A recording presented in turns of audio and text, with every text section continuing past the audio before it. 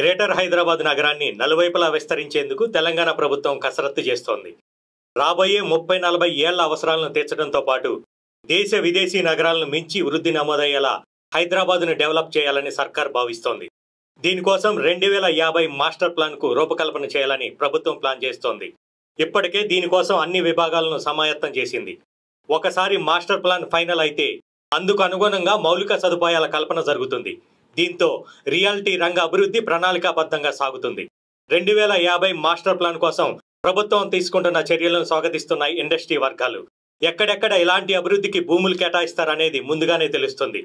వృద్ధికి ఆస్కారం ఉన్న ప్రాంతాల్లో రియాలిటీ మార్కెట్ పెరగడంతో పాటు కొనుగోలుదారులకు ఎలాంటి ఇబ్బందులు లేకుండా మౌలిక సదుపాయాలు కూడా పెరిగే ఛాన్స్ ఉందని ఇండస్ట్రీ వర్గాలు అంచనా వేస్తున్నాయి. దీంతో ప్రభుత్వం ప్రతిపాదిస్తున్న మాస్టర్ ప్లాన్ 2050 అమలు గ్రేటర్ హైదరాబాద్లో రియాలిటీకి చక్కని ఊతం ఇచ్చే ఛాన్స్ ఉందంటున్నారు ఇండస్ట్రీ ఎక్స్పర్ట్స్.